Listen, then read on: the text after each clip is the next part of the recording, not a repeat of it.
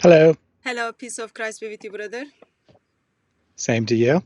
How are you doing? You are I in am the live doing. stream. Just be careful how do you answer the question. I am excellent. Thank you for asking. I've had a couple long nights preparing a new video about you. About I don't me? know why anyone would want to do that, but I know you are asking for it, brother. You are asking for it. How are you, brother? I'm excellent. Very blessed to be here. What time is it over there? It is 8 o'clock p.m. It's only 8 o'clock.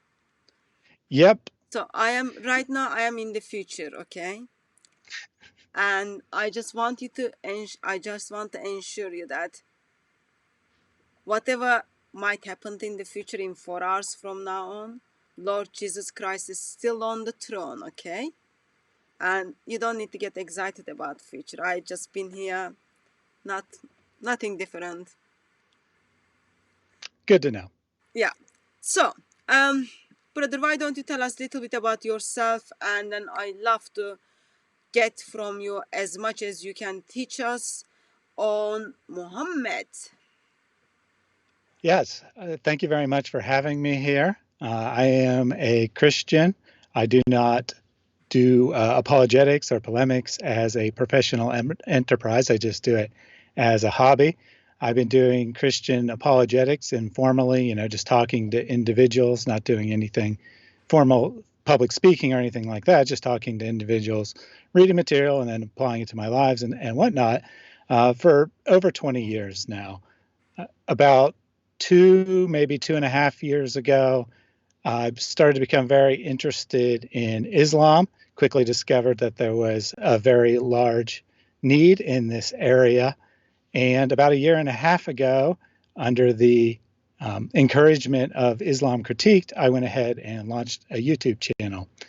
I'm friends with him. I befriended him through YouTube, and I was just, having a casual conversation with him. Mentioned that I was doing an apologetics talk at my local church, and he said, if you're doing it anyway, you might as well record it and put it up on YouTube.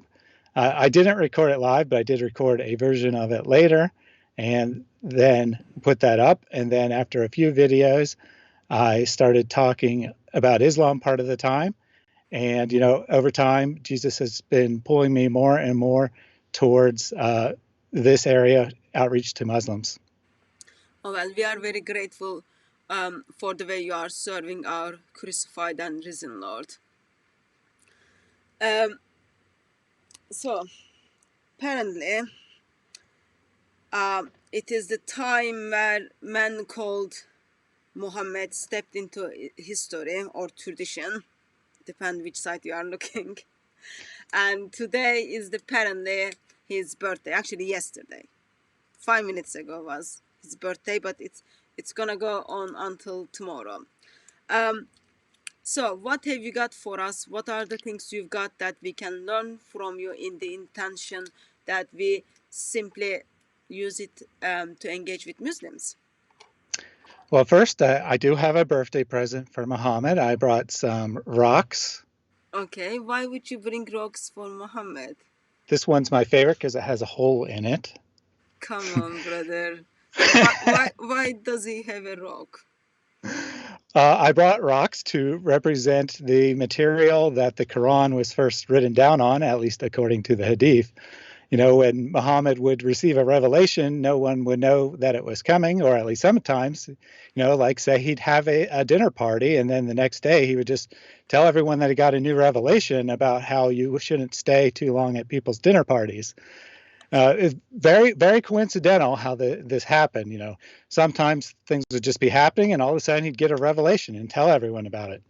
Other times, however, he'd tell people that he was planning on having, or that he would get a revelation within the next day or 2 days, but he forgot to say inshallah. So apparently, because he forgot to say inshallah, then he didn't get any revelation. So this happened when some people came to test whether he was a true prophet or not. They asked him some questions. He's like, no problem. I'll get the answers to those questions from Gabriel within 2 days. And then 2 days passed, he didn't have any answers, and more time passed, and everyone's thinking, this guy's not a real prophet. But then, after all this time passed, suddenly he got a revelation, and the revelation included such wisdom as only Allah knows the answers to some of your questions. So, you can see he was a true prophet because he was receiving revelations that said that he was a shy person, and he would never tell anyone not to come to his dinner party and overstay their welcome. So clearly, if he wasn't willing to reveal that himself, clearly he must have been a true prophet, because Allah had to step in and stand up for him. It's also very interesting how often that Allah gave him special privileges. Apparently, that's another proof that he was a true prophet, because Allah clearly very much loved the guy. He revealed that you're only allowed to have 4 wives, and then he revealed, well, never mind, that doesn't apply to Muhammad. He can have as many as he likes. He revealed that you shouldn't marry the son, your adopted son, and then Muhammad did that, but he divorced her first, and then he received a special revelation to say that adoption had been abolished, so it didn't really count because he was never actually his son to begin with. So we can see all kinds of things about how Muhammad was a true prophet. But the reason I brought the rocks is because, people would just grab whatever they had. They wanted to take down his revelation as quickly as possible, at least if we believe the hadith that were written hundreds of years later. And during Muhammad's lifetime, the Quran was never compiled. Apparently, in his massive wisdom, neither Allah or Muhammad, whether those are two beings or one and the same, had the idea that he should write down this revelation. And he also revealed that it was very bad to innovate. So, of course, everyone was very nervous about writing down the Quran, since Muhammad had never done that. They also didn't write it down because they never knew when it was complete or not. The only way they would know for sure that it was complete is if Muhammad died, because, of course, he couldn't have possibly died without revealing all of it. And, of course, they couldn't just write down what they already had, because sometimes verses were canceled out, and they didn't want to write down anything that was false that might later be revealed to have been a false revelation from Satan or something. So, of course, they had to wait until Muhammad was gone to know the Quran was complete, and so they didn't write down. So then, unfortunately, what happened is someone got the bright idea that since the Quran is indestructible, that if you send the people who memorize the Quran into battle, they'll be victorious in battle. They couldn't possibly die because the Quran is indestructible. Unfortunately, they did die in battle, and then many verses of the Quran were lost. So they said, well, we don't want to lose any more verses of the Quran. So why don't you start gathering up what you have? And, it came up with, found it on rocks and pieces of leather and written on leaves and all kinds of things, bones of animals, allegedly. And, the guy who was put in charge of putting it together said that if he'd been asked to move a mountain, it would have been an easier task than compiling the complete Quran. But of course, we know he achieved it because Muslims today tell us there are absolutely no holes of any kind in the Quranic narrative. So they must have all of it because they tell us they do. Okay, can I see the rock again? I think that rock needs to be stay there for a while for us to. So where did you make it, or did you find it in that way?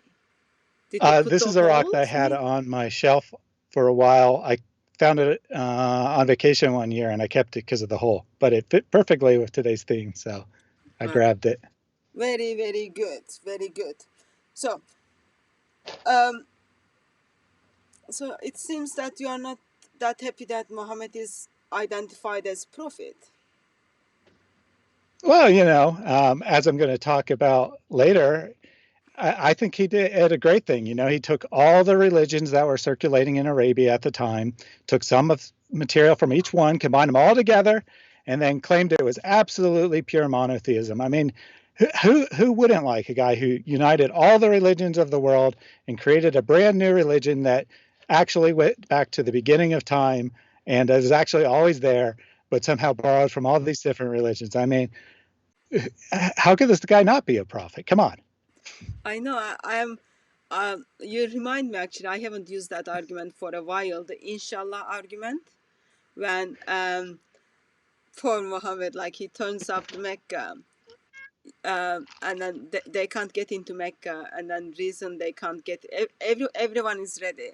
The reason they cannot get there because he didn't say inshallah, and then they go back and then prepare for the next visit, and people come and then ask him about, oh, tell us who is the spirit of Allah, and then he's like, okay, give me a couple of times, and then revelation comes. Answer doesn't come. Person asks again, why? Because he didn't say inshallah, therefore there is no answer. It's so funny. But sadly, 1.8 billion people kind of thinks he's the true prophet of Allah. Yeah, you'd think that if Allah wanted to prove that Muhammad was a real prophet, he would have just given them the information right away and then told them next time, make sure you say inshallah Yeah. if it's really that important. But instead, he made them wait a week or something. Yeah, I was asking on the inshallah last Sunday on story of Solomon, where Solomon doesn't say inshallah before he has sex, and then Allah gives him like half man. So there is like magical that inshallah is magical word after Allah Akbar. Yeah, it's very interesting that this religion of pure monotheism has these magical spells in it. You'd think that would be a pagan practice, but anything in Islam, it has to be pure monotheism. It couldn't possibly be of a pagan origin, no matter if it exactly matches what the pagans of Arabia in the 7th century did or not. It must be from God. Yeah. Did you when you bring those things to Muslims, what has been the answer so far?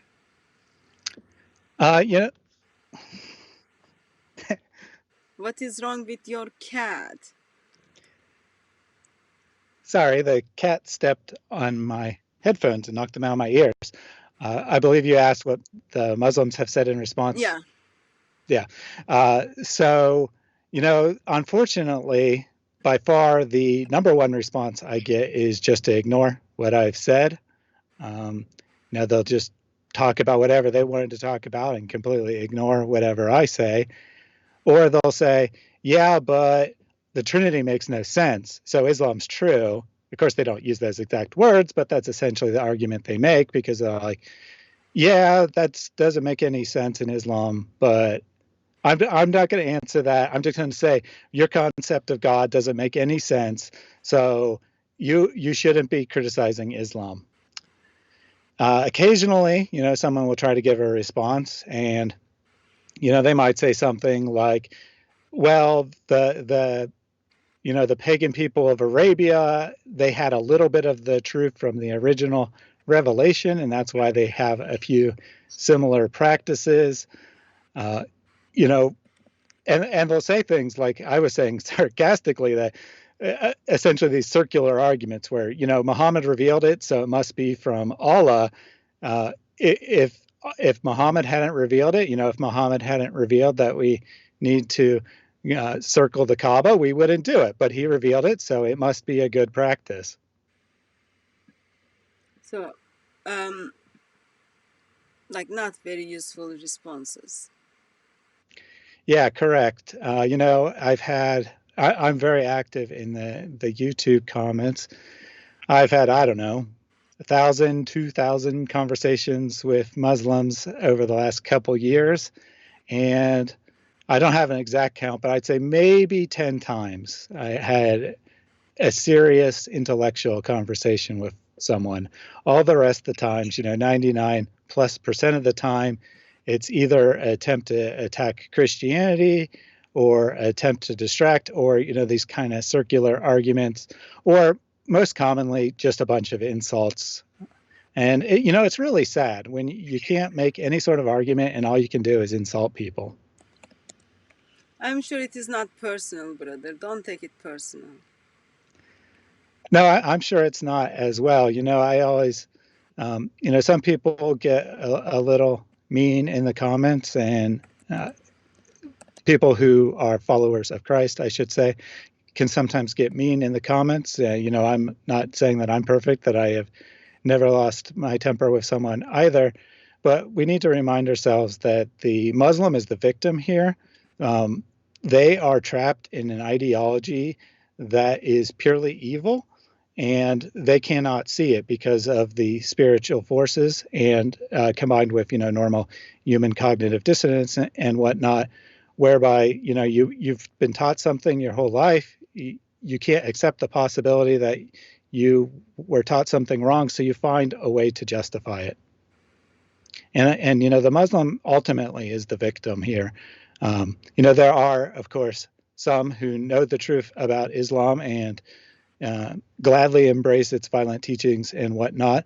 But for the most part, the average Muslim you meet, they don't really know these things, or they know them, but they don't really believe they're part of Islam. Yeah. They create their own pseudo-religion, which they call Islam, but doesn't actually follow a lot of the horrible teachings of Islam.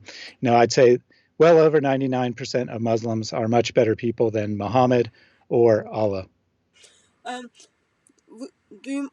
Can I ask a couple of questions for the points you made, or you've got more to say? I can ask my questions towards end. Yeah, I don't have a formal presentation. I'm going to talk about some of the things that Islam borrowed, but we can do Q&A at any time. Okay. So now's fine. Can you be kind and then summarize for us the Muhammad as a shine person, where Allah steps in and then helps him out? If anyone doesn't know the story, that will be helpful too. Yeah, I don't have the verse references in front of me, but basically the gist of it is that in the Quran, there's this passage that says, when you go to have dinner at the house of the prophet, it's specific to him. It's not just at anyone's house. It's specific to him, that you should not overstay your welcome, nor should you show up early.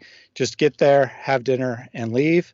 And then it says in the Quran, it says, and Allah had to reveal this because the messenger is much too shy to reveal it, to tell you himself that he wants you to leave his house. So what is your problem with this? Like, for me, it's like very logical. Muhammad was very shy person. Remember, all he did was like having lots of wives, and then he had to deal with probably his mother-in-laws, and he had lots of issues with the people. They were bothering him. He was busy with like killing people, having conversation with Gabriel, all those kind of things. Why do you think that's a problem, that he's shy, that Allah needs to step in? The problem's not so much the teaching. Maybe that's a reasonable teaching to not overstay your welcome at someone's house. The problem is that the Quran is supposedly the eternal word of Allah that existed before the creation of the earth or Muhammad or anything. And somehow in Allah's essential book for all humanity, he has this passage that he supposedly had already written before he created the first human being, that only applied for a couple years in a specific location and only for one specific person. It doesn't really make a lot of sense. There's all kinds of things that Allah could have told us about that you might think are rather important, the kind of things that Islamic scholars have had to debate about over the years, because there is no clear teaching on it in the complete book of Revelation that has everything you need for life. So they have to figure out ways to apply things that aren't actually about the situation at hand to figure out, what you're supposed to do in this specific situation. And of course, the person isn't allowed to use their own judgment in Islam. The average person is not qualified to do that. You have to go based on what a scholar has said, if there's no direct teaching. So, the eternal book of Allah having a command that is useless for, 99.999% of people who have ever lived, doesn't make a lot of sense. I find it's a bit sad, funny. Like, Allah talks about who comes to Muhammad's house, what they need to do, or they need to live as soon as they can, and he does that because Muhammad is shy, but Allah is not shy. Like, he deals with those household issues, with the guests, all those kind of things, compared, like Jesus had like 5,000 people he was feeding, 4,000 people he was feeding. But on the other hand, Allah doesn't even know my core doctrine, or doesn't even bother to explain my core doctrine. His priorities are like so disturbingly bad. Yeah, you'd think Allah would have time, if Christianity is supposedly a wrong religion, you'd think he would have, at least a few verses to say to condemn Orthodox Christianity, but all he can actually condemn is these heretical ideas that there's no proof that anyone ever believed were true. Like, for example, Mary being part of the Trinity, there's no proof that any person who called themselves a Christian ever believed that. Yet all it takes the time to condemn that, but he doesn't seem to understand Orthodox Christian thought at all. Yeah.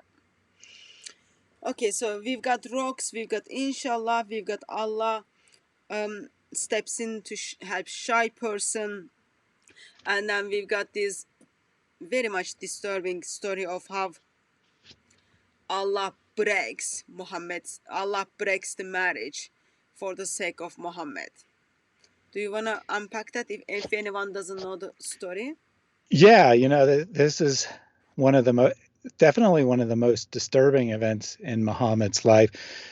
So, he adopted Ali as, he's not his biological son. Apparently, Muhammad was never able to have a biological child, at least male child, who lived to adulthood.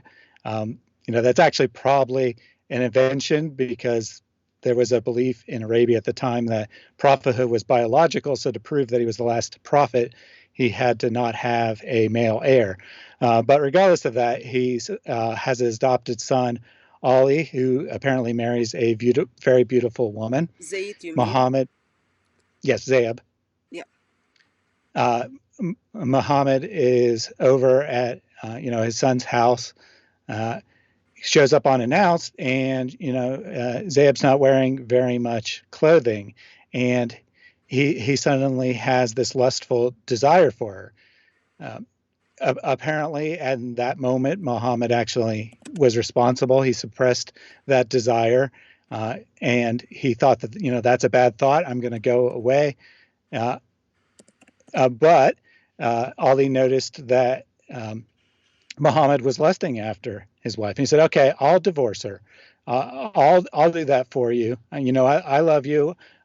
I love you more than I love my wife. So I'll divorce her, and you can have her as your sixth wife, or whatever number it happened to be." Muhammad was still responsible. He said, "No, you keep your wife." Well, later, surprisingly, Muhammad gets this revelation from Allah that says that. One, he gets a dream that Zayd is destined to be his wife, and then he gets a revelation that it's okay for someone to marry the ex-wife of their adopted son specifically. Now, apparently, this is a major problem that has happened to about no one ever in history, whether they had this question. Such a major problem that Allah couldn't simply reveal that as one of his many useless commands in the Quran, but had to demonstrate it in the life of Muhammad. So, the plan goes ahead. He goes ahead and the divorce happens. He goes ahead and marries her. Well, apparently people were still complaining, making fun of him about this. And then, to make sure that Muhammad was no longer embarrassed about this situation, Allah reveals that adoption is no longer a thing, that you should just call your adopted son by their biological father's name, and you should no longer adopt anyone, because Allah apparently doesn't recognize adoption. One of the most loving acts a person can do, someone loses their parents, say they died, which would of course be very common, unfortunately, in the 7th century, for someone's parents to die and they be orphaned. Well, too bad. You can't have another family, because Muhammad was embarrassed by his own actions, and Allah had to reveal this verse to say, nope, adoption's not a thing. Very much sad verses. We are all adopted to family of God because of the blood of Lord Jesus Christ.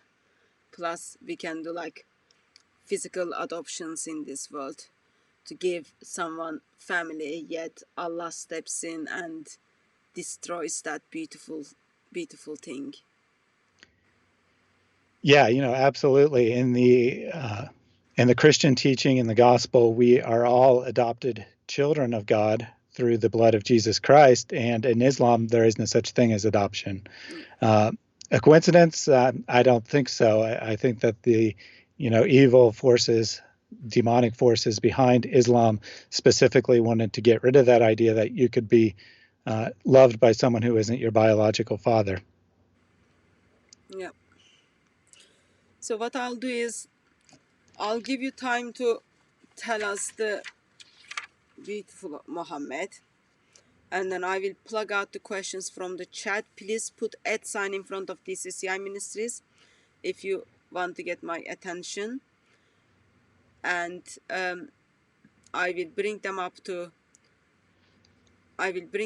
also as kind of we here. I will plug the questions and then probably cut you off if that's okay, brother. Yes, excellent. I'll just do a couple and then I'll stop if you like. Yeah.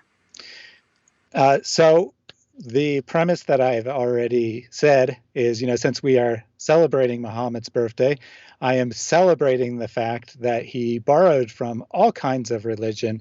There was probably dozens of different belief systems going on in 7th century Arabia, and he kind of took something from all of them. The Quran says that he was nicknamed the ear. He'd hear a story, he'd believe it, and he'd repeat it. So he absorbed all these teachings and in a way kind of united all these people. In fact, my theory is that my actual theory is that kind of this figure of Muhammad is more or less a invented literary figure, that there probably was a historical Muhammad, but doesn't have much to do with the literary figure. But the religion of Islam was created to unite all these varying religions together in order to unite the Arab people in order to wage war against their Christian enemies to the north. So anyway, we see this in a couple places in the Quran. In 25:5, it says that that people are accusing Muhammad of telling tales of the ancient, which he caused to be written, and they are dictated before him morning and evening. And then in 16:103, there's an accusation that it's a man who teaches him, but then Allah clears Muhammad of that charge with a brilliant argument that the tongue of the person that supposedly was teaching Muhammad is a foreigner, and the Quran is written in pure Arabic. Unfortunately for Allah, this is a testable fact, and in fact, the Quran is not written in pure Arabic, and it does have many foreign loan words.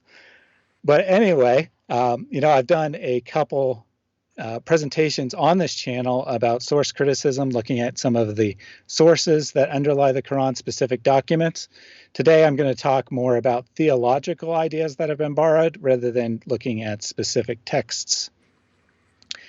So the first thing I wanted to point out is that Muhammad got the idea that people would be tormented in the grave from a Jewish woman. That is not speculation, at least if we believe the truth of the Islamic sources, because they record exactly that fact. Let's see. I did not write down which number it is, but it's from Sahih Bukhari. There's a hadith that a Jewess came to Aisha to ask about something, and the woman volunteered, by the way, did you know that people are tormented in their grave? And apparently a lot of this torment is due to improper urination habits. That part is not in the hadith, but that is what Muhammad would say later on. So at first, Muhammad says, that's not the case, but then he receives, surprise, surprise, a revelation about how people are in fact tormented in the grave a few days later. When we look at Islam, I think the primary influence is Judaism. I know some would disagree with that. They'd say that it's more influenced by Christian thought than Jewish thought, but I think the majority of the evidence is that it comes from Jewish thought. Of course, I'm going to show all kinds of other things, but one reason I think it's primarily from Judaism is that one thing the Quran borrows heavily from, as well as the Hadith, is the Talmud. Now, the Talmud is the rabbinic commentary on the Jewish scriptures. It's kind of the set of rules that the rabbis developed, set of legal practices the rabbis developed based on their interpretations of the scriptures. So this isn't the kind of thing that probably people were just randomly talking about. All the other things the Quran kind of borrows from are kind of tall tales, things that would be good to tell around a campfire type deal that you could easily pick up. But the Talmud probably wasn't being shared in that manner. So I think that probably the primary writers of the Quran were heavily influenced by Judaism. Just one more influence from Judaism, and then I'll pause. The idea of ritually watching oneself before performing prayer comes directly from Judaism, where the Jews would wash their hands and feet before praying. And this practice is known to have been common in Syria and the surrounding areas. And we think that probably despite the Islamic claim that Islam developed further south, that it was probably more up north in the region of Syria, and especially the large number of things that are influenced by the Syriac language. So that is where I will take a pause.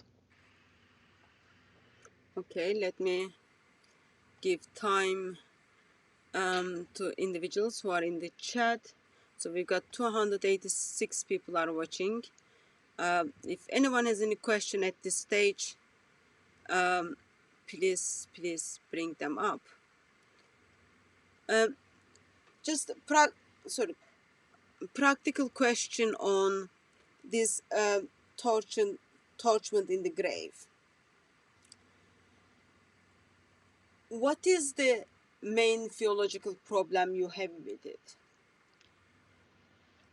Yeah, it doesn't make a lot of sense. A large percentage of the world's religions may teach punishment after death, but they teach that, after the final judgment of some sort. It varies somewhat from religion to religion.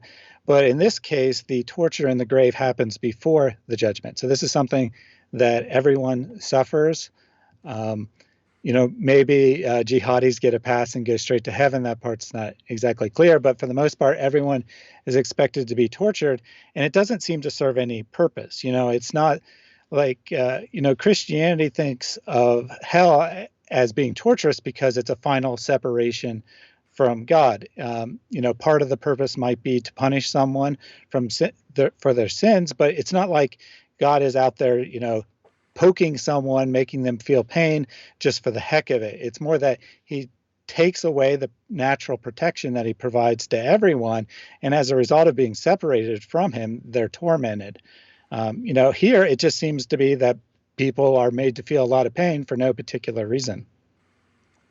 Yeah, and then you've got the story where angel is gonna beat you, and then again, devil is gonna beat you again until your time is up. That's too long, just very long. Yeah, and then of course, after being tortured, you have to cross the supposed bridge over hell, and you don't know if you're going to make it. Bridge is getting narrow. People are falling down all around you. You have no assurance of salvation. You might think you are a great Muslim your entire life, but ultimately it's all just about Allah's will. The Quran is very fatalistic. It says over and over again that Allah sends those to heaven who he feels like it, and he sends those to hell who he feels like it. And there's not really anything you can do about it. This idea of a balancing of scales is something that Muslims came up with later. It's not really the teaching of the Quran. It's a kinder version of looking at your fate, that you have some control over it.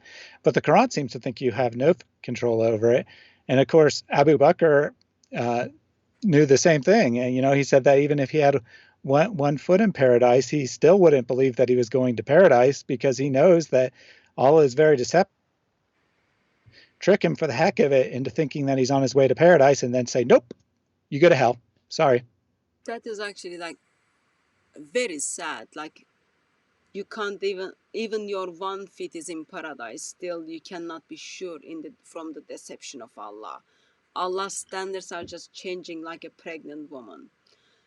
So there are a couple of questions I'm going to bring it up. They are not directly linked with the things we are speaking, but it links with Muhammad. Please feel free to say skip the question. I'm happy to skip the question, okay? How did Muhammad die? The Muslims will not agree that he was poisoned, because he died 4 years after the poisoning. Yeah, so we'll first go with the Islamic story, and then this is a good opportunity to say what other sources say. Now, you'd think that the Islamic story is very embarrassing, that it has to be true, until you realize what the polemical sources say about Muhammad's death. So according to multiple Sahih hadith, Muhammad was poisoned by a Jewess, apparently after a battle where he killed many of her relatives.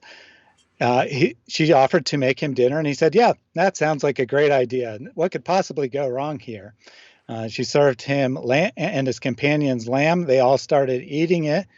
One of his companions grew very sick very quickly, and then all of a sudden, Muhammad said that he was getting a revelation from Allah that the food was poisoned and everyone should spit it out.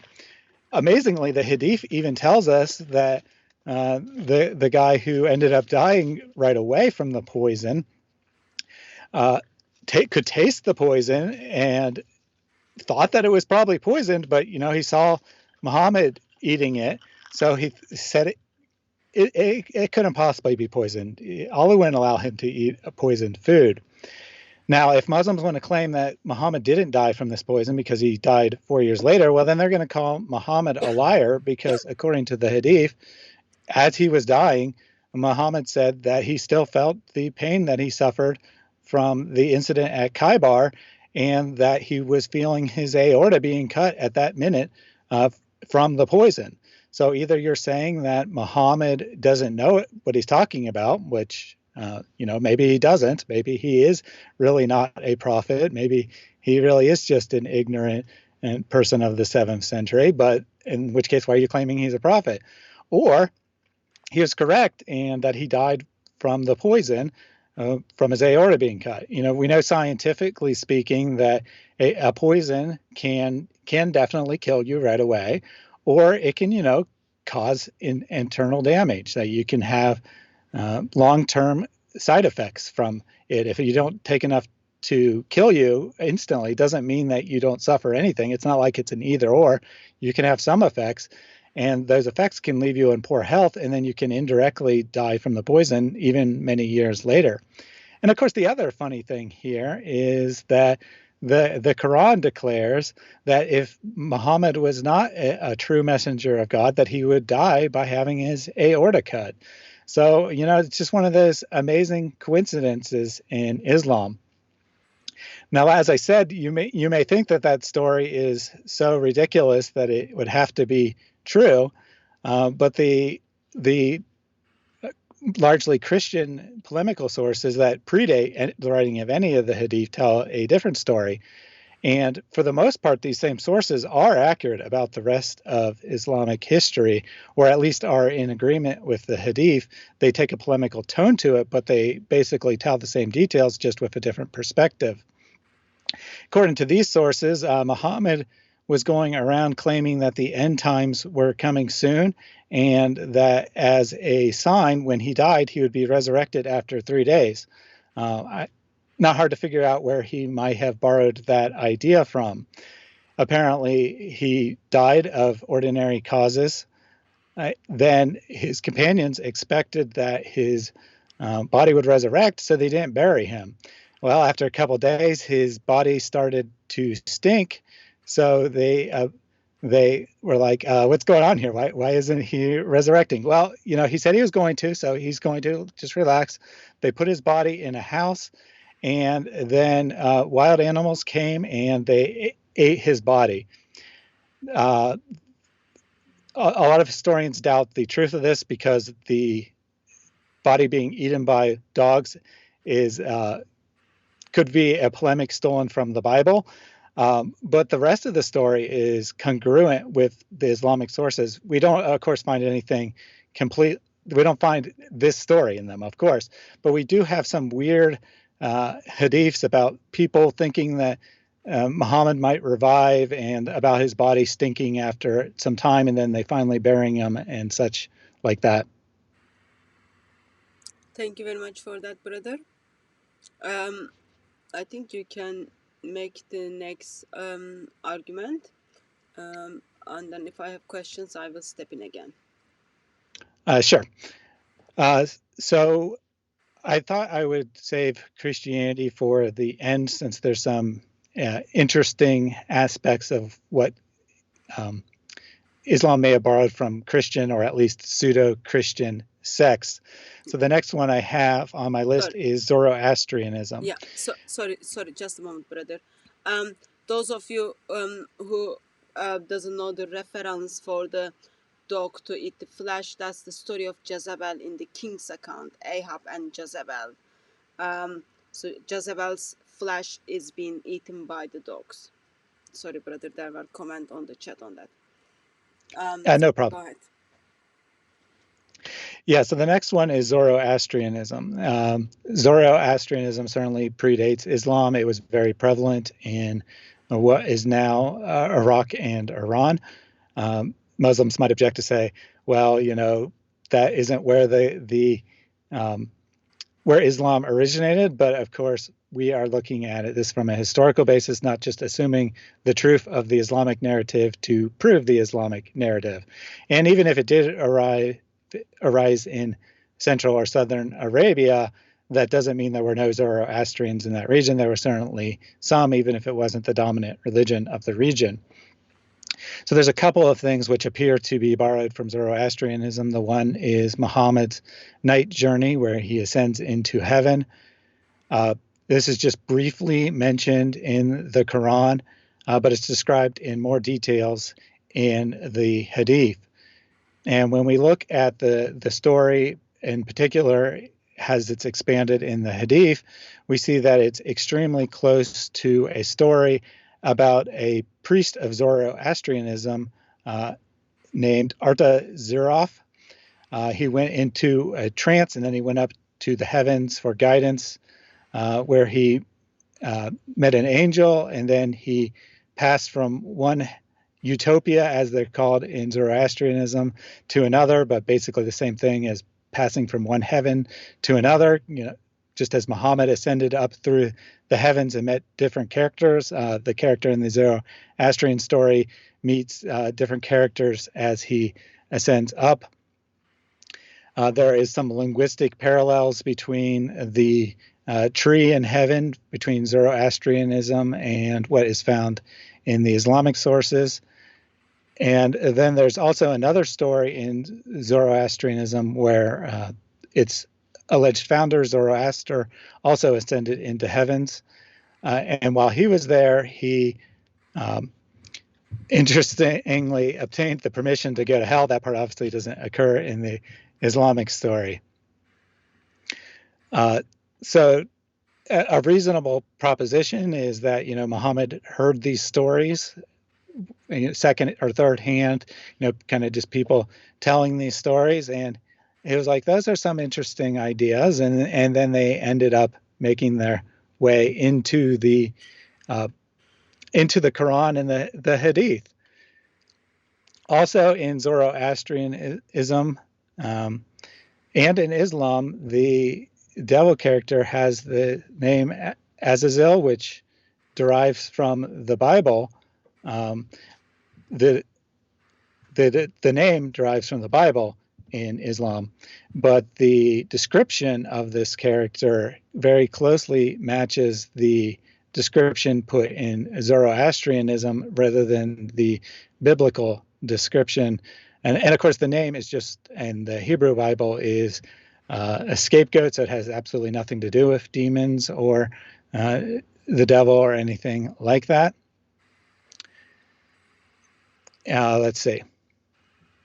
So in the Zoroastrian story, the demon remained in the abyss, and it was put there to cause hurt and injury, mischief and darkness.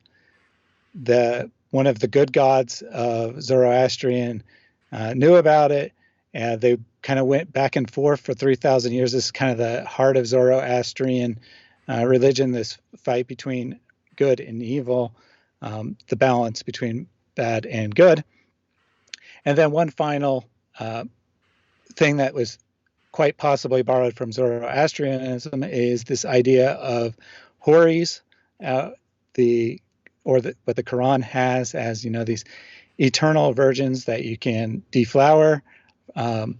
Zoroastrianism doesn't use that term, but they have a very similar concept. They're called fairies, spirits that are very bright and beautiful, and they captivate the heart of men, and they're found in the Zoroastrian paradise. So that's what I have for Zoroastrianism. Okay. I think I'll let you to continue until I kind of pick up the questions from the chat. So my eyesight is not very good, and I made it screen very big. I am hoping I don't miss things linked with the topic, because there are questions are coming on the Christian scripture, which we are not even talking anything linked with that. But otherwise, I will just cut in or save the question for you to in your next point. Sure thing. I just saw a comment along the lines of what you're saying, and someone was saying you should be defending your religion. Well, we're here to celebrate the birth of Muhammad. You'd think we'd be glad that we're celebrating Muhammad today, and you'd be happy to talk about Islam. I'm happy to talk about Christianity at any time, but today, we're celebrating Muhammad. So enjoy us giving attention to your prophet. Yeah. So the next, they didn't even bother. They don't even bother to invite us to birthday parties. Like last year, they were giving flowers. This year, I didn't come across. It's just like they are being very rude. If I were them, I would send me flowers, just giving attention to their fake prophet. But anyway, that's like when they can't answer or they don't want to engage. Bible is the one which they question. Yeah, unfortunately, when I get responses from Muslims, more than half the time they are not responses to anything that I said about Islam. They're just some sort of copy and paste attack on the Bible. And that's really sad, because even if you could prove Christianity was false, which you can't because you have no knowledge of it, you're just copying and pasting without knowledge. But even if you could prove that, it wouldn't mean Islam's true. So if you actually believe Islam's true, then you should be able to defend it on its own right. All right, so going back to the presentation, so the next one I have is the Sabaeans. Now, good chance that most people watching have never heard of the Sabaeans, but they are mentioned 3 times in the Quran, 262, 569, 22:17, and in each case, they're associated with the Jews and Christians as possible people of the book. We do know about a society that was called the Sabaeans. We're not 100% sure what this is, what the Quran's referring to, but it was based in southern Arabia. In the Bible, this society is mentioned a couple times. Most notably, this is probably where the Queen of Sheba comes from. Unfortunately, our knowledge of this society is not very comprehensive.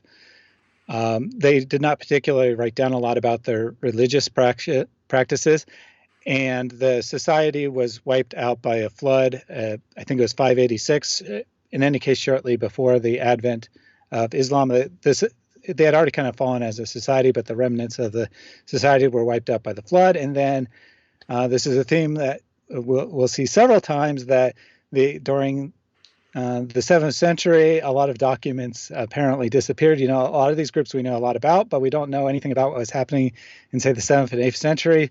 And, I can't think of any reason why we wouldn't know anything about that time. Oh, right, the Islamic conquest and how they burned all the books they found and such. And then later they would burn their own books to wipe out their own history. So we don't even know much about the early history of Islam.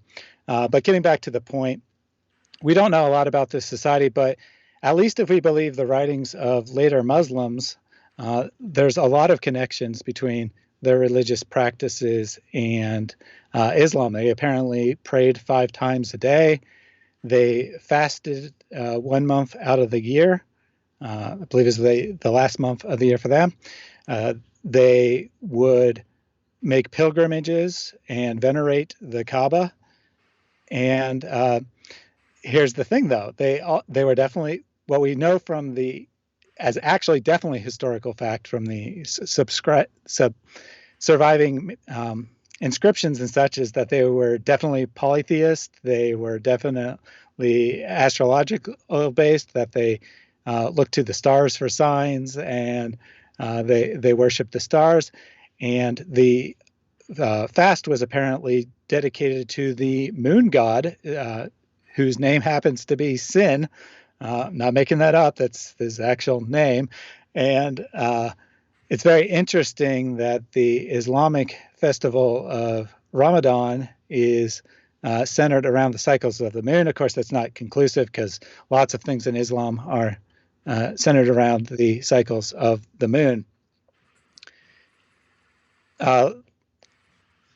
Let's see. I'll break in for 2 questions. Mm-hmm.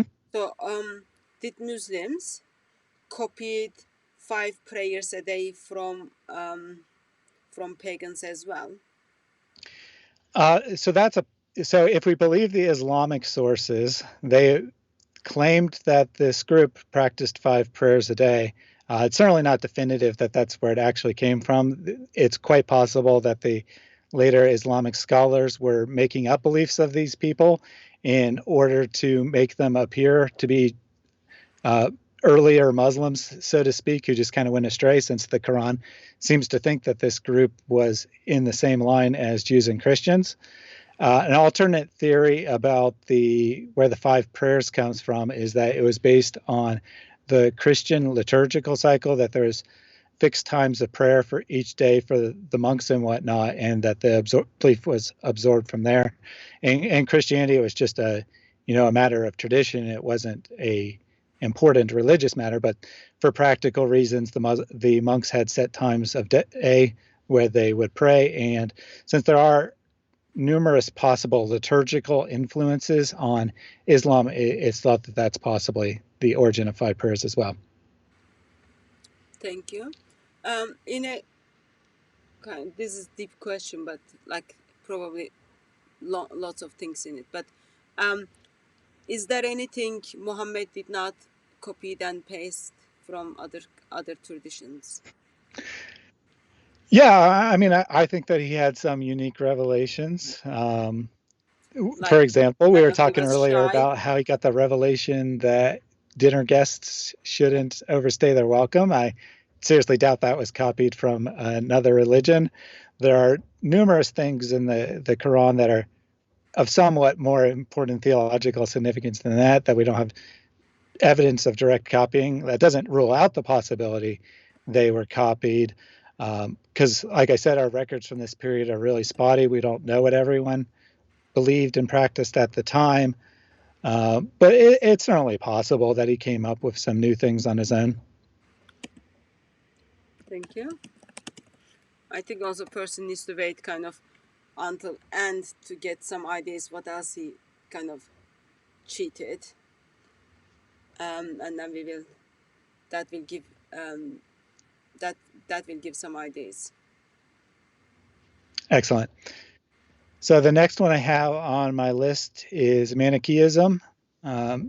a few Christians might be familiar with Manichaeism, primarily because it was one of the chief competing ideas in the early centuries of Christianity. And the great Christian scholar Augustine was originally a Manichaeist. He found that it didn't really answer his questions.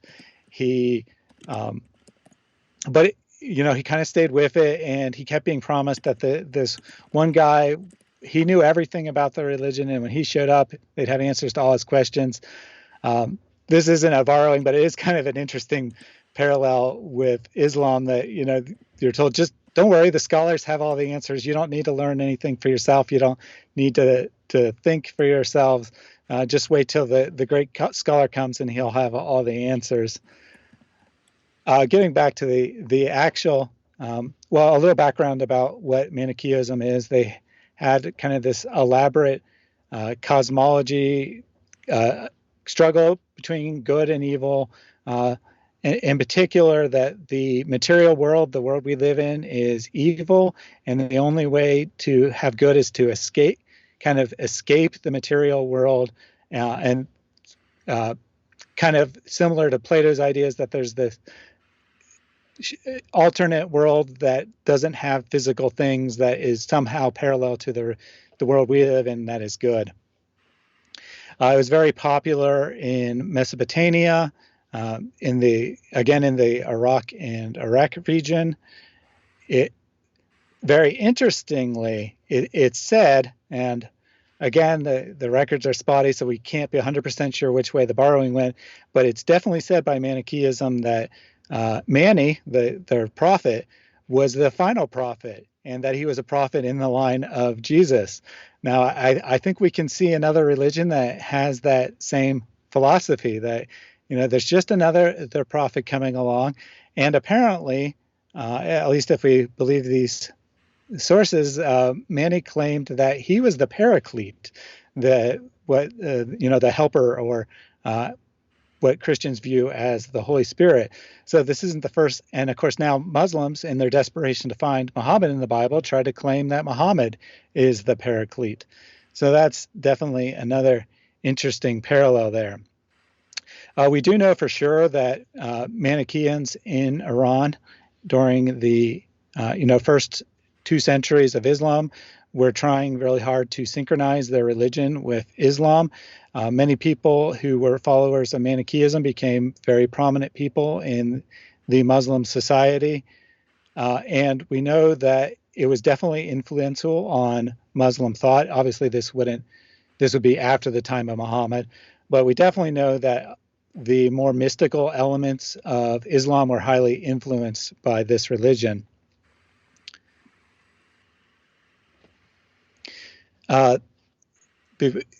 The other thing that Mani claimed was that he was the heavenly twin of Jesus, that he was teaching the same message as previous religions. In his case, he claimed he was teaching the same message as Zoroastrianism, Buddhism, and Christianity.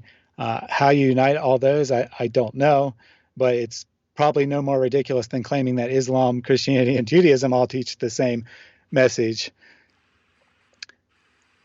And of course, in later Islamic materials, we see all kinds of attributes of Jesus being given to Muhammad. In the Quran, we see dozens and dozens of times this claim that he couldn't work any miracles, that he was just a warner, that the Quran was his only miracle, the Quran was his only sign, Allah wouldn't give any signs because people wouldn't believe them anyway, that kind of thing. And then suddenly, when people start writing biographies of Muhammad, he does things like, he'll feed a whole bunch of people with a small amount of food. Can't imagine where they got that story from. And, the more you look at the biographies of Muhammad, if you have a good understanding of the Gospels, you'll see all kinds of parallels between the two. Yeah. Overall, what is the problem with that? Like, it is okay. So they live in a part of the world where lots of different tribes live together, or they engage with the people of different faith.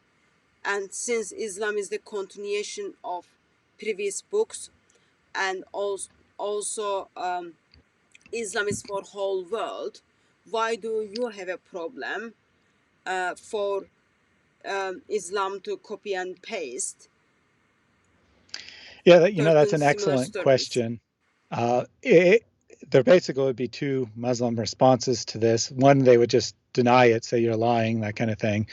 We can say that critique, if you even want to call it that, is not so serious. The more serious attempt might be to say, well, you know, this is the same thing that Muslims believe. We believe our religion's just in the same line that if we take the Hadith seriously, the Quran, if we take the Quran seriously, every language was revealed the same message. If we take the Hadith seriously, there's 120,000 different prophets, all who taught the same message. So, of course, that means that other societies would have similar views. Of course, that means that they would teach similar things. So there's no borrowing going on here. It's just that you know, these other societies had their own messengers and they had corrupted the message and whatnot. So several problems with that, but most prominently, I would say, if we take that message seriously, then we should expect to see the same basic message taught in every religion, not just religions that happen to be prevalent in 7th century Arabia. You know, maybe we'd see it in some other religions of the Americas that obviously the author of the Quran had no contact with, or some of the religions of Africa or Asia or whatever. But in fact, we only see that the religions that happen to be current in the 7th century, in the exact location where Muhammad lived, are the ones that apparently had some element of the truth in them. Second thing I would say is that, you know, the Quran claims that every nation was given a book in their own language, and if you take the Quran seriously, it looks like that Islam is actually just for people who speak Arabic, that the reason it was revealed to them last is because everyone else already had a book. But it only knows about, I don't know, maybe 24 prophets in all. Coincidentally, all of them happen to be Jews. Jesus, of course, himself also being a Jew. So apparently the Quran thinks that there are, you know, let's just say 50,000 different prophets for all the 50,000 different languages that have existed in human history, and only knows the names of 25 of them or so, who all happened to speak Hebrew, or, you know, maybe Aramaic in some cases. So maybe 2 languages. If we want to be super generous and throw in Koine Greek, 3 languages that the Quran has prophets from, but it doesn't know any from, say, Latin, you know, a very prominent language at the time, or Sanskrit, or languages that hadn't even been invented yet. You know, if the excuse is that each language needs its own, you know, where's the prophet who came speaking English? Maybe that was the translators of the King James Bible, as some Christians might say, that they got their revelation when the King James Bible was translated, or apparently directly revealed, according to the theories of Islam. I mean, it's just nonsense. And finally, if we take the message seriously, there were 100,000 failed prophets. There was, you know, someone who had the book revealed in Sanskrit. Someone had the book revealed in Hebrew. Apparently that was Moses. And then that got corrupted. The Sanskrit one just got lost entirely. There was one in Latin. That one got lost entirely. There was one in Greek, and that was apparently the New Testament, and that got corrupted. So all it called these 120,000 prophets, and 119,999 of them failed. Yet we're supposed to trust his success, that the 120,000th of them was a success. That's a really bizarre way of thinking, that your God failed 119,000 times and now he suddenly got it right. It's called World of Islam. Yeah, I guess so. You know, if Muhammad said it, it must be true. You don't need any logic. Don't use your brain. If you use your brain and it doesn't make sense, that's because it's beyond your understanding. You need to just hear and obey, never think. And once those ones who start thinking, they become ex-Muslim, apparently. Yeah, you know, that's not coming from us. That's coming from the sheikhs of Islam. The most trusted authorities of Islam are making these videos about how people are leaving Islam, some of which have quotes like the the the thieves and murderers aren't the ones leaving Islam. It's our best and brightest who go to college and are introduced to new ideas. They're the ones leaving Islam. We need to really do something about this. Well, maybe the problem is that your belief system doesn't allow for critical thought. And when people are introduced to critical thought, they basically have two options. They can leave Islam, or they can shut off their brain and decide, nope, Islam's true because I know it's true. You know, a lot of people take the first option, but some like Yasser Qadi to say, nope, I know the Quran is from Allah. I don't need any evidence. That's all there is to it. Sorry, that was a question. Does Islamic tradition gives us the name of 124,000 of prophets?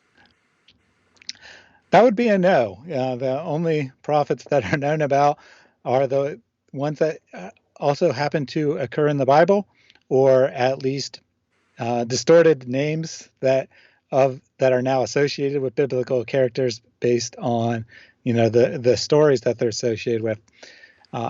That is one of the interesting things about the Quran, which is still a mystery to scholars, where it got all these names like Isa for Jesus.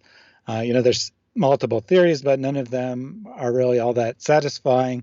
We don't really know where it got these bizarre names from. You know, maybe that was the true God of the universe confusing the language and making them come up with fake names to show that their stories are fake. I'm not sure. Yeah. Does Quran talk about Isaiah? Does Islam talk about Isaiah? Not that I'm aware of. I could So be mistaken, though. Are you trying to tell me Isaiah 9, Isaiah 53, Isaiah 40 to 50, those chapters are not in Islam? Yeah, you know, it's very interesting. The Quran claims that Muhammad's name is written in or that Jesus prophesied Muhammad by name, and that it's written in the previous revelations. In absolute desperation, the previous revelations, according to Islam, being the Gospel, Torah, and what is thought to be the Psalms of David, in absolute desperation, they go to places like Isaiah, and then they find passages that are clearly about Jesus, and they say those are prophecies of Muhammad. Or they find the word camel mentioned in the Bible, and they're like, this is a clear prophecy of Muhammad. It mentions camels. What could be more conclusive than the mention of camels in this passage? Sorry, I'm also keeping eye on the chat, and it needs like No problem. full attention. But yes, you can continue, brother, whatever you've got for us. Excellent. So I have just been digging into this, so don't take this as definitive, but I did just mention that the names of Islam are very interesting. And I'm finding that there are some connections between the Islamic names and a sect called Mandeans that also happen to be in the Iraq-Iran region. You know, we keep seeing this particular region of the world come up over and over again. There's I don't know if you're familiar with the channel Sneakers Corner, but he's been digging into this, and he has decided that the best evidence suggests that Islam actually arose in that region rather than Arabia, or even rather than further north in the region of Petra. Now, that's not to say that other regions didn't have influence on it. They certainly did. But we see that the primary influence, whether it's the first influence or not, but the primary influence coming from the region of Iraq and Iran. For example, and the reason I was looking at this name specifically is because I'm about to do a video on the Quran's claim that no one was named Yahya before John the Baptist. Apparently, the name Yahya is found in the Mandean scriptures. Now, there is some question about whether they borrowed the name from Islam or Islam borrowed the name from them. That's an open debate in scholarship, but it's certainly interesting. Well, once the video comes up, we will be watching that. Quick question. If the Quran was complete and perfect, why did they need hadith? Yeah, that's a very good question. When we look at the Quran's claims about itself, it claims to be a perfectly clear book. It claims to explain itself. It claims to be the complete revelation. And what we don't find is a lot of clarity when we look at it. Of course, the Quran also hedges its bets. Another place is saying parts of it are clear and parts of it aren't. And the true believer will only believe the clear parts and ignore the unclear parts, whatever that is supposed to mean. But if we look at the actual practices, what actually became what we associate with Islam, a very large portion of it isn't found in the Quran. Just looking at the 5 pillars, what could be more core to Islam than that? Well, you don't see anywhere in the Quran where it says anything about there being only one God and Muhammad being his messenger. It does, of course, say there's only one God, but it never says anything about Muhammad being his messenger. It never says you have to say these magic words to become a Muslim. It doesn't say anything like that. It might teach the concept of monotheism, but it doesn't teach the Shahada. And that's the best of the 5. You look at the other ones, and they're just not in the Quran at all. 5 prayers a day. Well, that's directly contradicted by the Quran, which says to pray 3 times a day. You'd be hard pressed to find the Hajj in there, or the Zakat, or any of those things. They have to go to vague verses and kind of read them in there. And there's certainly nothing in the Quran that says there are 5 principal beliefs of this religion or anything like that. So we see that the Quran is very vague. It claims to be clear, but mostly it's vague. It's super, super repetitive. It's not all that long. People who just see the print copy don't realize that usually it's as thick as it is because it has Arabic and English in it, or sometimes Arabic and say French or whatever other language, because of course it has to be printed in Arabic or it's not the Quran. So it has both of those things in it. It's printed in large print. If you actually look at the number of words, it's roughly equivalent to the 4 Gospels. So, you got the 4 Gospels make up, 10-15% of the Bible. So the Quran is like 10 or 15% as long as the Bible. It doesn't teach a whole lot. It doesn't have any narratives. Very disorganized, repetitive. So you have to rely on the Hadith. The Hadith are Islam, really. This is not a scientific number, but in my estimation, 85% of Islamic beliefs come from the Hadith or the Sirah. It's not just the Hadith, it's also the biographies of Muhammad. And then, of course, it's also the authoritative scholarly interpretation of those things, the scholarly interpretation of the Quran. The average Muslim can't read the Quran and decide what it means. They have to go based on what the consensus of scholars tells them it means, because if they just read it, it might be one of those confusing verses that what it appears to mean is wrong, and you have to know the secret knowledge that only the scholars have. So really, Islam is the religion of the scholars, I think. That it's the scholarly interpretation of the Quran, it's the scholarly interpretation of the Sirah, it's a scholarly interpretation of the Hadith, and all these they in reality, these things contradict each other. They have different ideas. They don't all teach the same message. They teach all kinds of contradictory things because in reality, Islam was not put together there carefully. It certainly didn't come from God. It probably was put together in a hurry to justify waging war, and then things kept getting added to it over time. And then at some point, someone was like, we got to try to make a cohesive narrative out of this. We got to patch up all those holes in the narrative, you might say. We got to create one story. So then, then they invented things like the doctrine of abrogation to say, well, those verses that contradict, that's okay because they were abrogated by, this God who has this really short book that's supposed to be perfectly clear. He takes time to put in things in it that he doesn't even care about. And it's not just the Quran that abrogating the Quran. The Hadith can abrogate the Quran. Hadith can abrogate other Hadith.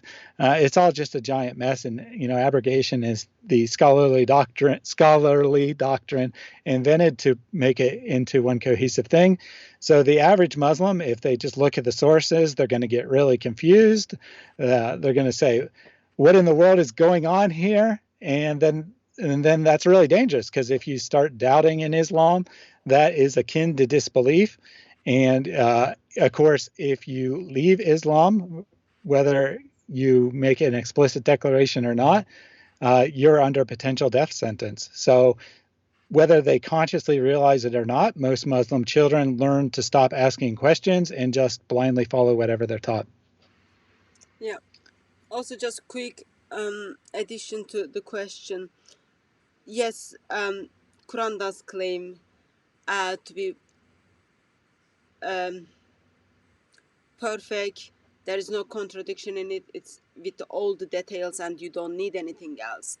Yet, without Quran, you cannot live your Muslim life, because you need to live the way Muhammad lived his life. You need to submit to him in full submission. Those things affects your salvation. Therefore, a Muslim scholar steps in and then puts books together to explain to Muslims about well-detailed, well-explained word of Allah. So that would be hadith as well as tafsir. Tafsir has a very big role on the explaining the well-detailed, well-explained word of Allah. Yeah. The tafsir, of course, being the commentary on the Quran, but there's also tafsir on the hadith and whatnot. So the tafsir is not all that accessible to the average Muslim, but that's where you actually find out what these things mean. And unfortunately for Muslims, when us Christians look at the tafsir, we see that their excuses about Quran verses that are obvious as errors don't work, because none of the early Islamic scholars saw these supposed things. Same thing with, say, the scientific miracles. You go to the early tafsir and surprise, surprise, they didn't see any of this nonsense that they're reading into the Quran now. And you raised a good point that I didn't think to mention. Sometimes you get Muslims who claim that they follow the Quran only. Well, then how are you following the example of Muhammad, which the Quran commands you to do over and over again? So Quran onlyism, it doesn't work. It's as hopeless as Islam. Yeah. But doesn't matter they have the Quran or they have the hadith or all extra additional for the well-detailed, well-explained Quran. Still, both sides is with the Quran and with Muhammad making their way to far, far, far from the true and living God.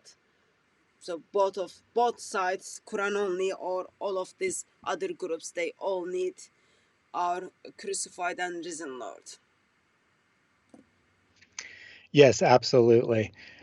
So the last influence I have is on Christianity's influence on Islam. Oh. And, I saved this for last for a reason. Okay. One, I think when we look at Islam, we see all these influences, but the one thing we don't see a lot of influence is Orthodox Christianity. We do see some Christian influence, but it tends to come from heretical sects, let's just say, or what us modern Christians would certainly consider to be heretical sects. Somehow the God of Islam did not have the foresight to know which version of Christianity was going to be the one that became globally dominant, because all he could see was these minor groups that basically only had a presence in the exact area where Muhammad was active. Surprise, surprise.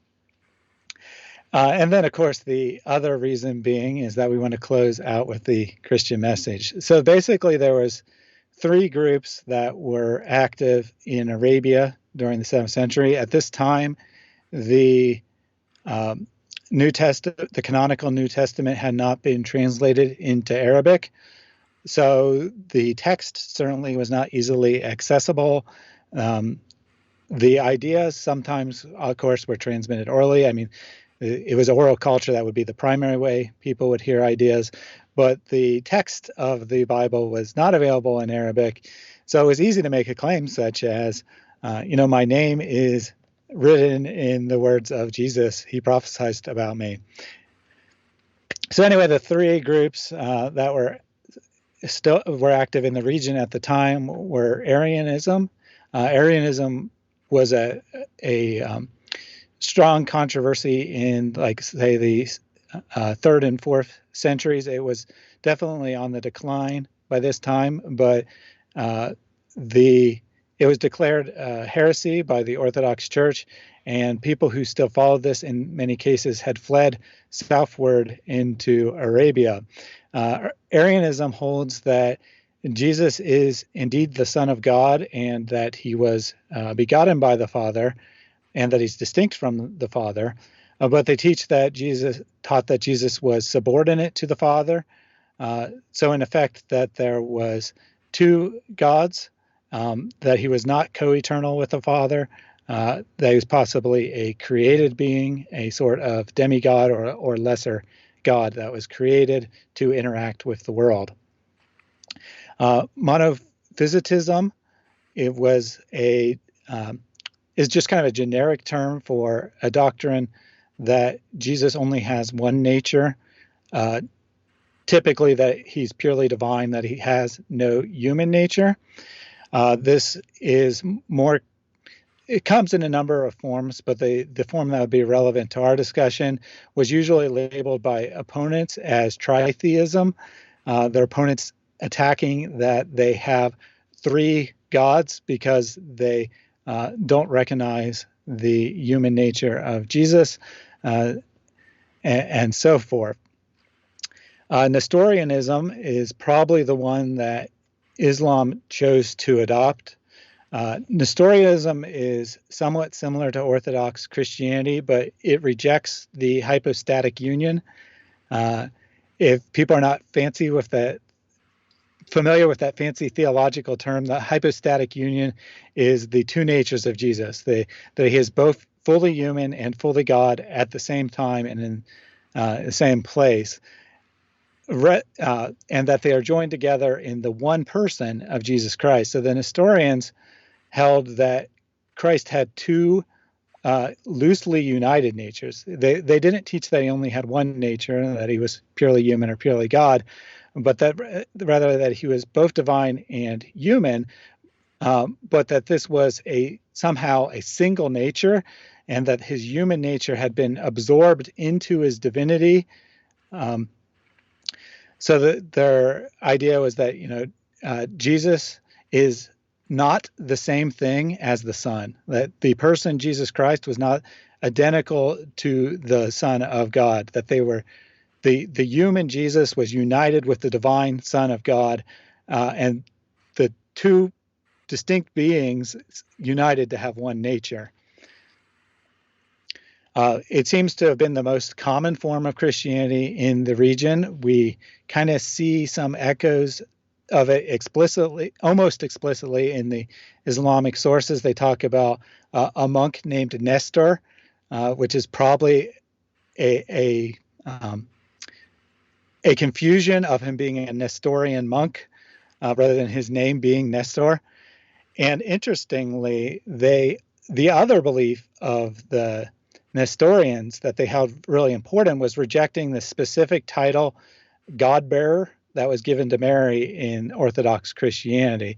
They felt that that particular title elevated her to a divine status.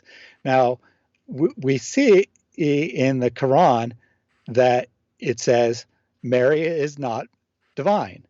It says in the Quran, do not say there are three gods. The Nestorians being the ones who were attacking the monophysites as being tritheists, saying there was 3 gods.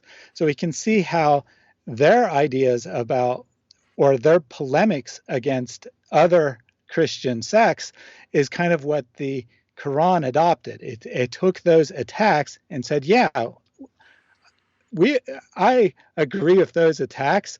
Don't do those things. The problem is they were just polemics, that they didn't actually accurately reflect monophysite beliefs, the other main competing sect of the area, but rather they were polemical arguments of the Nestorians saying, you guys worship 3 gods.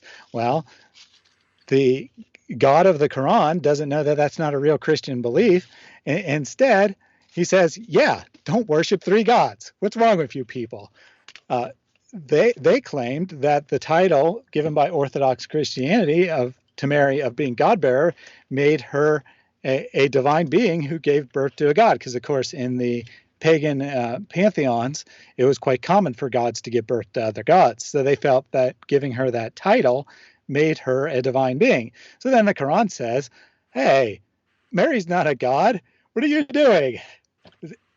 Jesus isn't a god. Mary's not a god. Of course, the historians would have said that Jesus is God, but they would, with the distinction that the person of Jesus was human and then was united with the God spirit. So you can see how this easily could have been the influence of Islam. Makes perfect sense. These are beliefs that were basically pretty short-lived. They were prevalent in the exact areas of early Islamic influence, basically the Arabian region, the Middle East in modern terminology. They were available in that area. Their language was absorbed by the Quran, and Orthodox Christianity was not very popular in that particular region because of the Orthodox Christian Church basically encouraging heretics to leave their lands. The people who believed in these alternate ideas had traveled south. They died out pretty quickly, shortly after, the Islamic conquest, coincidentally. These ideas were short-lived. It makes perfect sense that someone who lived in that region would think this is what Christianity is about, but it makes no sense for the all-knowing, all-powerful creator of the universe to attack these specific ideas by misrepresenting them, no less, in his eternal book, while saying the true followers of Jesus are the ones he made uppermost, and that they will remain uppermost until the judgment day. So it's very interesting that the God of the Quran doesn't seem to know what actual Christians believe, and accidentally asserts that Christianity is the true religion, that he made the world's most popular religion. Yeah, just want to add something on that. So, author of the Quran is identified as Allah, or the source of the Quran is identified as Allah. And according to Muslims, he's supposed to be all-knowing and all-wise. He's the creator of everything. There is no any other way.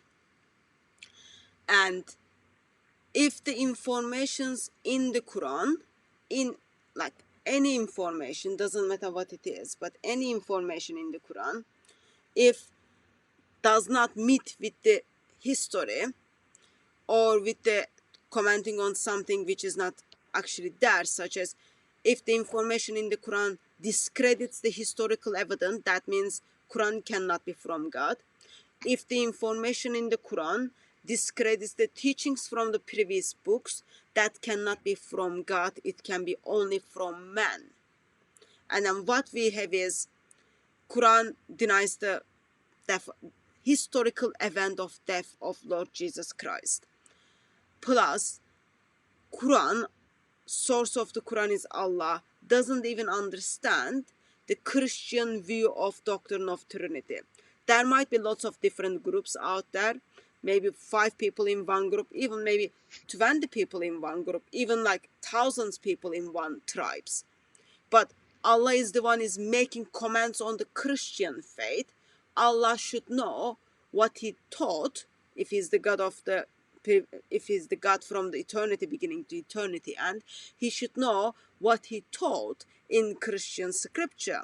When we come to Christian scripture, what we see is God is identified as triune God. God the Father, God the Son, and God the Spirit. God the Son, second person of Godhead, steps into the world, take up human nature.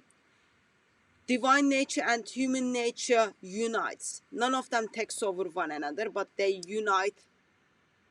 And what we see is, as that takes place, like it's been described as Jesus is truly God, truly man. So the term we use in Christian circle is truly God and truly man. And he's identified as God-man, not man-God, but God-man, and not fully God or something, but truly God. That's how the church fathers interpret it, and how, when you look at the scripture, how you come to that conclusion. But what Allah does is, he puts up a couple of interpretation, and there is actually no historical backup for what he's saying, beside like Muhammad didn't know what he believes, but gives you the impression that Christians believe something else. Therefore, it becomes difficult for Muslims to understand what I believe, because they come with the false understanding, what they heard from their family, what they heard from their imam, what they heard from their sheikhs. And then suddenly when you try to give them the biblical version of God we believe, suddenly their brain just freezes and doesn't take anything it. And it all goes back to fault of Allah, fault of Allah, fault of Muhammad, as well as fault of Muslims who are not even bothering to question informations in their scripture. And that is very sad. You've got lots of, like, I don't know, I did express a little bit earlier. Allah speaks about, Allah steps in and then breaks the marriage so that Muhammad can marry with his daughter-in-law. Allah steps in and then speaks on Muhammad's behalf because Muhammad is too shy to tell people to leave my home or eat before you come. But Allah leaves his brain in somewhere, doesn't even remember what he taught in the previous books about the God, who God is, identity of Lord Jesus Christ. So his priority is just so much messed up. Therefore, it's like that Allah cannot be God, Islam cannot be the religion of truth, or Muhammad cannot be prophet, because like it's like holes in the rocks. Holes in the rocks you can't fix. Yep, holes in the rocks. Yeah, your phrase "holes in the rocks" made me think of the other holes that are in the rocks. The archaeological history of Arabia does not seem to support the Quran's claims about, or sorry, not the Quran's claims, because the Quran doesn't really know much about anything about Mecca. The Islamic claims that Muhammad was from Mecca. We don't have any evidence that this was a major city until well after, well into the reign of the Islamic Empire. Yeah. So it is saddish that when you look at Islam, you have to separate historical account or traditional account, because they do not go together. Therefore, it becomes difficult. Versus when you look into Christian faith, what you do is, as you read the scripture, you see history comes to confirm where it is not being filled. Or you look into history and then you come to Bible to fill the empty part of that history. Like in British Museum, we've got artifacts. People can figure out what it is all about from the Christian scripture. You've got the historical evidence, but you need Bible to fill the gap. Or some, like as I said, sometimes you have the Bible and then you need history to step in and then fill in. So it works together in very nicely. But sadly, when it comes to Islam, you have to separate the history or tradition because they do not work together. Yeah, two comments on that. One, first, just my own experience from before I got interested in, really digging into Islam. As being involved in apologetics, I knew some basic information about Islam, and one of the first arguments that I'd heard is that the Quran thinks that Mary is part of the Trinity. So, being the kind of person who investigates things for myself, I tried to find the best Muslim response to this argument I could find. The best argument from a historical standpoint I could find is that someone had written an article trying to say that there was a small sect in Arabia that happened to believe that Mary was part of the Trinity, and that Muhammad had heard that information and repeated it. And I said, okay, that's plausible historically, but that doesn't explain why your God would come up with that information. That makes perfect sense that maybe there was this sect that we no longer know, that was very tiny, died out very quickly, left no historical record. That's plausible that such a sect could exist.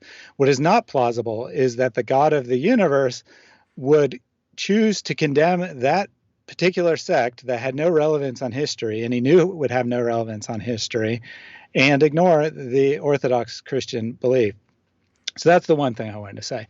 The other was related to you saying that the archaeology and whatnot confirms the Bible. And, this is very true. The idea of looking at the Bible critically originated somewhere around 400 years ago. The very early so-called scholars who are looking into this, they didn't have nearly the kind of information we have available today.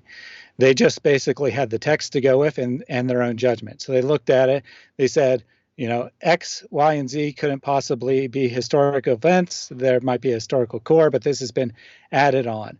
Or they'd look at the Gospels and they'd say, Mark looks like it could be somewhat historical, but John, no way. That couldn't have been written early. That had to be written in the 4th century or something, much, much later. And they had nothing to disprove their theories at the time. But as we've dug into the historical record, we've uncovered manuscripts, we've uncovered artifacts. Time and time again, these critics and their intuitions have been proven wrong, and the Bible's been proven correct. So we now have the information to know that our faith stands up to historical scrutiny. It stands up to scientific scrutiny. It stands up to documentary analysis. It stands up to source criticism. All these things work to its benefits. These things mostly have not been done about it for Islam. There was some research done at the end of the 19th, start of the 20th century. Then people kind of lost interest in it. And there's been a resurgence in the last, 40 years or so. And so Christianity has 3 centuries of looking into these arguments, and Christianity has stood the test of time. That doesn't mean that every single event in the Bible has proof that it occurred, nor is that true of anything else in the historical record. The nature of the historical record is that quite often you only have one record of events. But what you do have is you have multiple accounts that, talk about different things. And when they match up with each other, that's evidence that both of the sources are reliable because they're both telling true history at that one point. And then you get archaeological confirmation of some point, and that's more evidence that what you can't prove is also true. People are just starting to do this sort of thing from Islam, and it's not standing up to scrutiny at all. I mean, you try to dig a hole in Mecca, and you're not going to find any historical record. You're not going to find the evidence of date trees and other things the Quran seems to think are there, at least if we take the later Islamic tradition of reading the Quran as being based in Mecca. There's certainly no evidence that Abraham was ever there or anyone was there to build the Kaaba in 2500 BC or whatever exact date you want to put on that. There's very little evidence that the Kaaba existed more than a century or two before the start of Islam, and what evidence there is that it was only ever used for pagan worship. There's no evidence that this Islamic belief was existent in any other society. You know, Islam claims that it was the original religion, that it was revealed many, many times and slowly became corrupt over and over again. Well, we have lots of records from the early time period. Somehow, none of them have any evidence for Islam. There's zero evidence for any of the core beliefs of Islam, other than, if you want to say, generic monotheism, existing before the time of at least Muhammad, and in some cases after the time of Muhammad, that these beliefs were developed. So it's not standing up to scrutiny. And I understand. I do understand that as a Muslim raised to believe this, it's very unnerving. It's very stressing to think that what you believe in, what your parents have believed in, what your relatives who may be dead and have no chance to change their mind believed in was false. But in the end of the day, your anxiety about it being false doesn't make it true. You know, if you really want to know God, if you really want to serve God, then you should be willing to look at what you believe and see if it's true or not. Obviously, not every Christian has dug deeply into Christianity, but you know, I can say for myself, I have, and it stands this test of any reasonable amount of scrutiny. You know, obviously, you can impose ridiculous rules that would invalidate all of human history, that you can't know anything about history if you follow those rules, and then say, well, there's no proof of Christianity because you can't know anything about the past. Yeah, you can do that. But if you use any reasonable, normal standard that would be used in any secular field, Christianity stands the test of time. Islam, at least so far, does not. Muslims shouldn't be afraid to look into this. If Islam is true, the historical record should confirm it. They should not be afraid to look at it. If Islam is true, it should match up with your moral intuition. You should not be afraid to look at it. If Islam is true, there should be evidence for it, and not evidence that you have to imagine into the text. Real evidence, real objective evidence that someone who is not a believer in Islam would look at and say, yeah, that is evidence. It may not be enough reason for me to become a Muslim right away, but I at least acknowledge its evidence. I have been asking basically every Muslim I encounter in the comment section that exact question. What is your best evidence that Islam is true? For well over a year. Every single time I ask that, I don't get a good answer. 90% of the time it's ignored. Of the remaining 10%, the majority is an attack on Christianity in some form, which in no way says Islam's true. Of the few that actually try, they usually either point to scientific miracles, which I assure you do not stand up to any amount of scrutiny. Even most Muslim scholars are now saying, stop using that argument. It's a bad argument. It's just embarrassing when you actually look at the teaching of the Quran. It's one thing to take the position that the Quran doesn't teach science, and then maybe you can ignore some of the obvious scientific errors. But when you claim it has advanced scientific knowledge that wasn't known to modern times, then you can't get away from those passages anymore. So a lot of the more thoughtful Muslim scholars have said, yeah, stop using that argument. It's not a good argument. That's not where we want to go. And then the other one that they would point to typically is that Muhammad and or aspects of Islam are found in the Bible. Well, cherry picking a few verses. For example, one popular one is that supposedly that Jesus prayed like a Muslim because in one particular line, he fell to the ground and prayed. And then ignoring the other 10 times where it talks about Jesus praying in various other different positions. And somehow that's confirmation of Islam. No, it's not. And your attempts to find Muhammad in the Bible are an absolute joke. Any scholar, biblical scholar, whether they're, a Christian, atheist, agnostic, whatever, who looks at the Bible, would not in a million years imagine that passage could possibly be about Muhammad.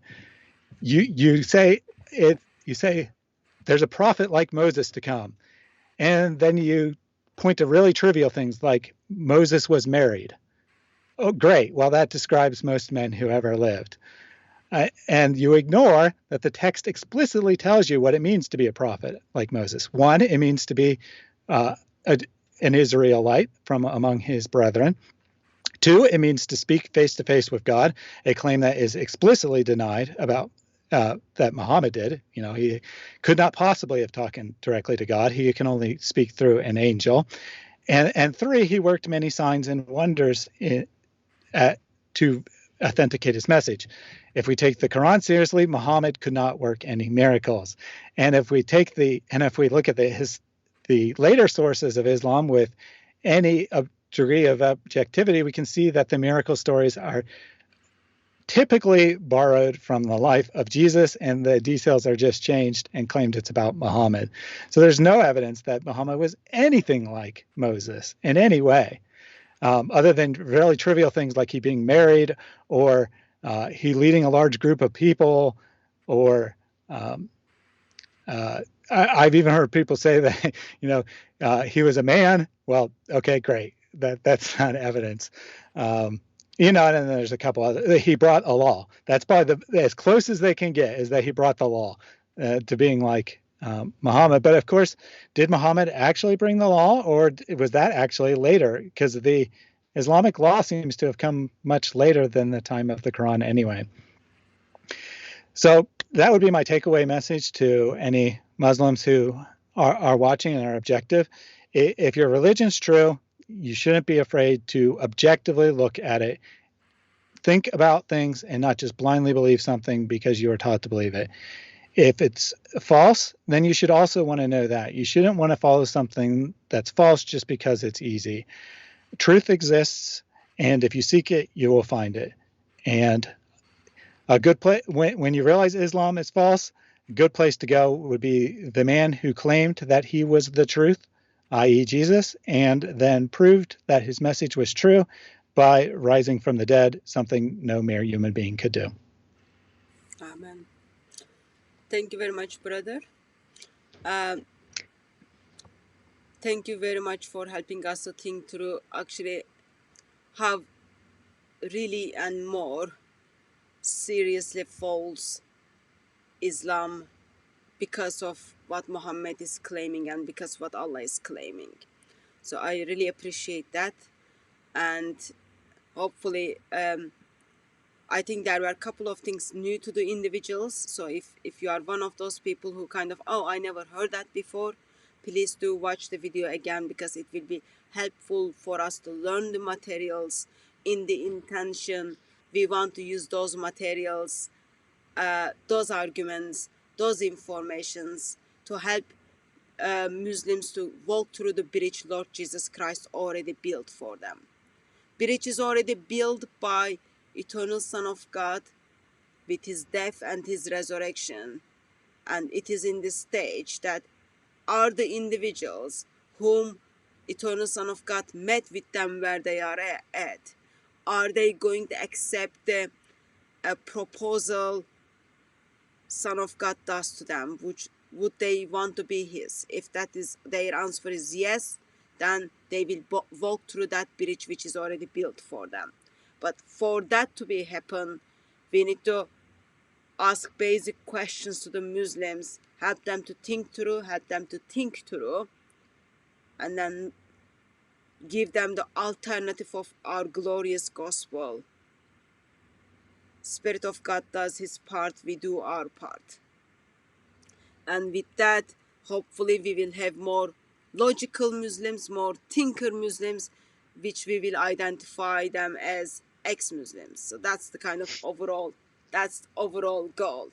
And I'm very grateful that Reasoned Answers was, I forgot to tell you, we apologized to you actually. It was because I sent you only one text, sentence message.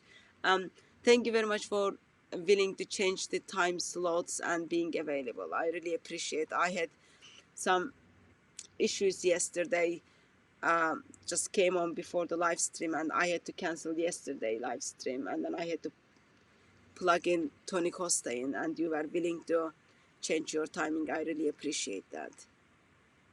Yeah, no problem. Thank you for having me on. One last word I would say is just to be clear, I have no problem with moral critiques. Moral critiques are very powerful. They are influential on a lot of people. I definitely encourage people to use them.